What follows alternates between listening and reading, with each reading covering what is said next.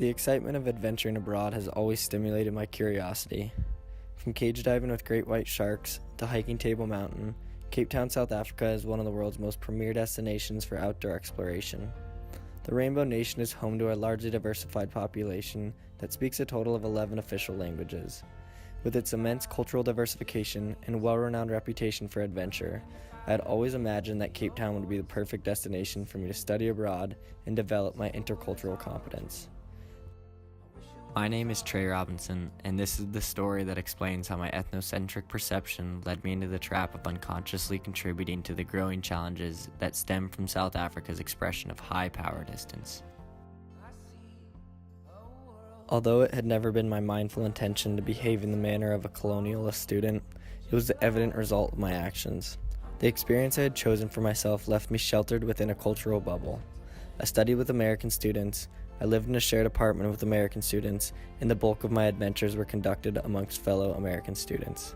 The classes I studied were taught in English, and my teachers were careful in their efforts to attend to the demands of American universities.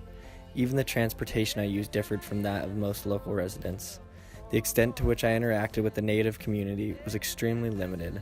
The familiar amenities that surrounded me created an illusion to the reality of my consumeristic behavior.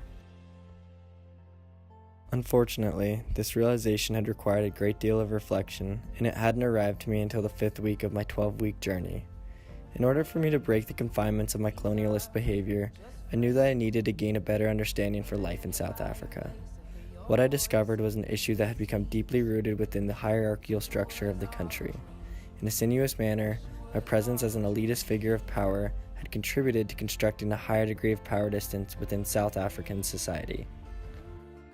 Throughout the country, there is an overwhelming presence of racial, economic, and cultural inequality. Its ubiquity can be observed in many realms of South Africa's objective and subjective culture. For example, the architectural structure of Cape Town's geographic design has become divided by zones of dominance and subordination.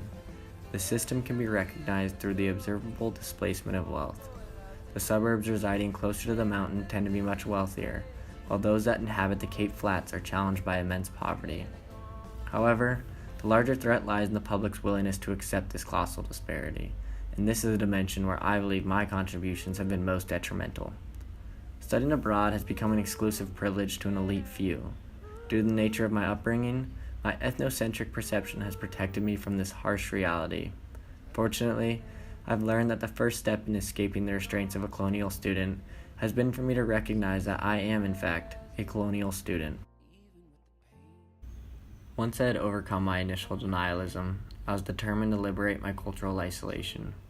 In an effort to defeat the veil of cultural authenticity, I discovered the need to challenge my level of comfortability. My perception of my own accredited power had allowed my experience to lack legitimate intimacy. I needed to approach my reality with a sense of double mindfulness and embrace the opportunity to stray from the conventional study abroad experience. I wanted to challenge my comfortability within the confinements of my program by engaging areas of both domination and subordination. Their intense contrast would help provide me the knowledge needed to further deconstruct issues that had been given rise through the challenges of power distance. While I have become a colonialist student, it is a performative identity that I will rival throughout the remainder of my cultural experience.